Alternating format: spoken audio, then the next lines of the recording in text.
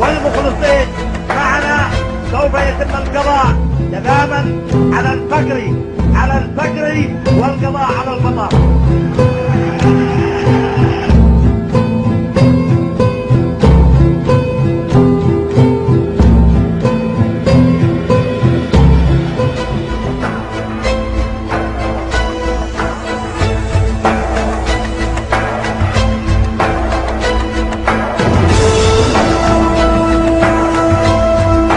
ستبدأ السكة الحديد الآن من النهر التي ستربط الساحل إلى جانب الخط الإسفلتي الساحلي. ها هو الآن جاية شركة صينية أو فرنسية تحاول إنجاز سكة حديد لنقل البضائع ونقل البشر، وسيكون أخف تكلفة علينا. سوف يتم إنجاز رموز لتيسير الزواج الشباب والشابات بدعم حكومي، وذلك لتيسير الزواج في كل أنحاء الوطن. الآخر أن مهمتنا بالقيادة هو مكافحة الفساد واستئصال الفساد والمفسدين. استئصال الفساد والمفسدين والذين يسطون على الشركات والمؤسسات، ويريدون الآن يبقوا على ما تبقى، بالإضافة إلى ما قد نهبوا من شركات وأموال من مختلف المؤسسات.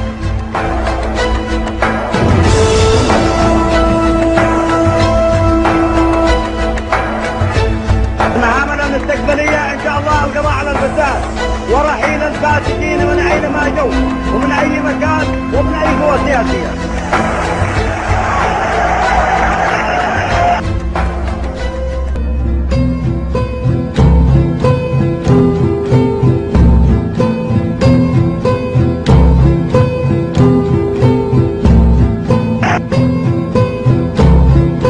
خططنا المستقبلية وبرامجنا هو تنفيذ قانون الذمة المالية الذي أنجزه مجلس النواب ليشمل رأس الدولة حتى أدنى سلم هرمي في أجهزة الدولة،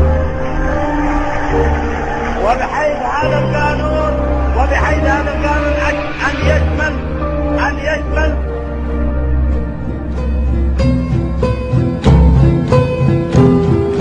الأخوة. لا صحة لإشاعة ما يروجه أصحاب النجاح المشترك أن هناك أجراء قادمة.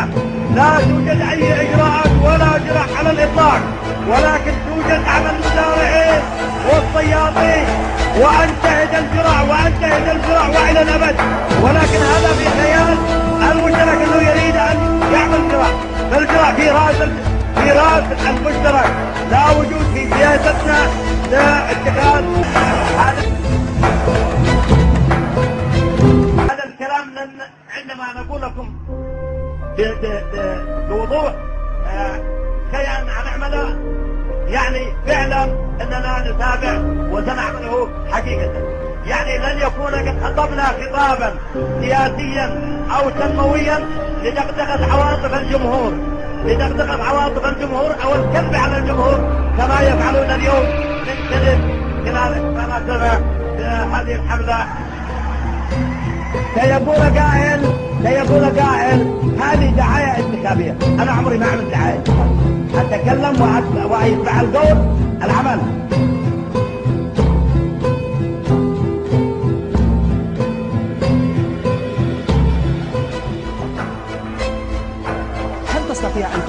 هل تستطيع أن تنكر أن بعض الرؤساء العرب والزعماء العرب صدعوا رؤوسنا وهم يريدون عقد قمة عربية؟ صح ولا لا؟ عقد قمة عربية. الرئيس اليمني ليش يعني نبعد كثير؟ عقد قمة عربية. عندما عقدت قمة عربية طارئة من أجل غزة تبخر الرجل ولا أحد يعرف لماذا تبخر ومقابل ماذا، وأربك عليه تبخر الرجل تبخر ولا أحد يعرف لماذا تبخر.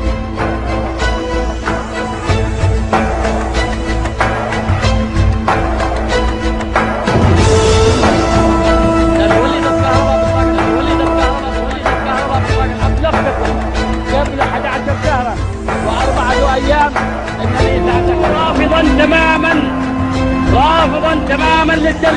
القبول بالترجيح.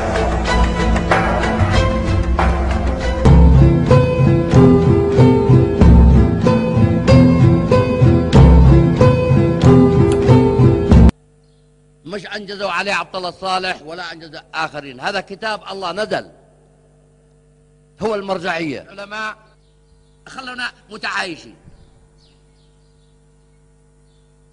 خلونا نتفاهم بلغة القرآن. القرآن كتاب الله، ارجعوا إليه كمرجعية.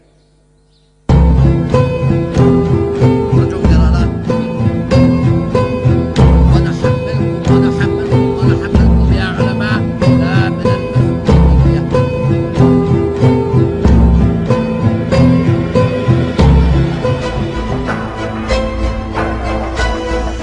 فإجلالا وإكبارا لموقع ويكيليكس، لأنه فضح هؤلاء العربان، فضح هؤلاء الحكام، فضح هؤلاء الزعماء وعراهم أمام شعوبهم. طلعوا كذابين ونصابين وحرامية وبيتآمروا على بعضهم. يا رجل أنت إذا بالعكس، يعني أنا برأيي ويكيليكس أنا برأيي هذه الميزة الوحيدة. دقيقة ويكيليكس أكد أن الثلم الأعوج من الثور العربي الكبير من الحاكم.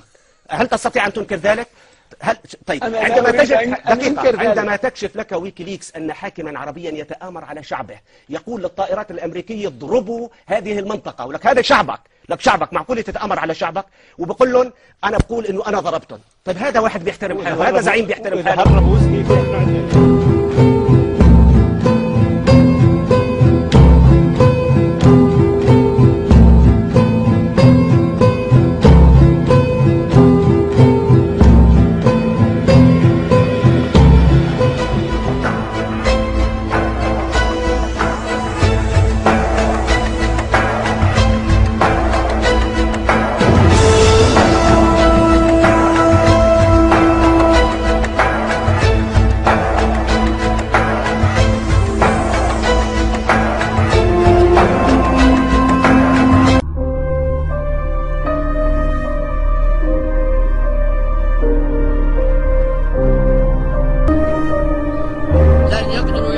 ولا أسبوعا واحدا، وأجزم بذلك، وأن اليمن سيتقسم وسيتشطر أكثر مما كان عليه من شطرين إلى 4 أشطار. هؤلاء راكب، وأنا أحذر من التجزئة. لن يقدروا يحكموا ولا أسبوعا واحدا، وأجزم بذلك، وأن اليمن سيتقسم وسيتشطر أكثر مما كان عليه من شطرين إلى 4 أشطار.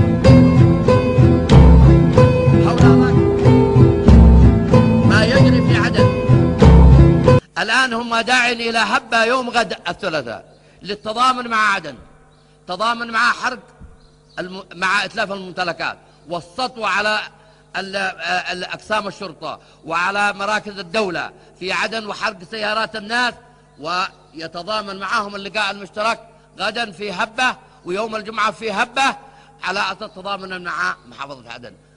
خربوا كل شيء جميل في عدن بنينا،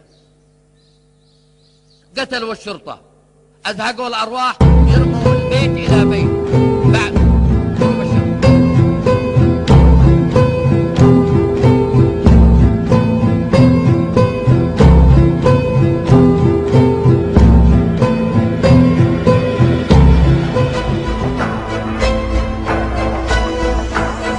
ولا جيش تدخل ولا أمن تدخل، الجيش في معسكراته والأمن يحمي المتظاهرين.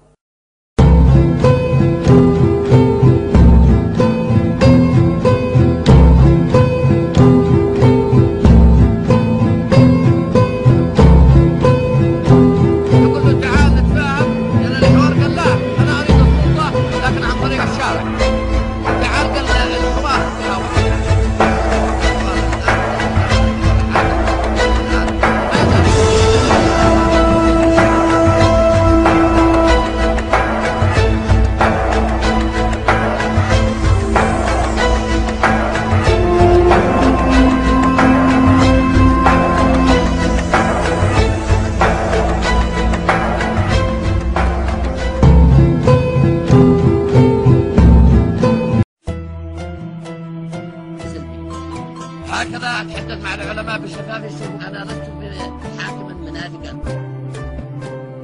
رجالا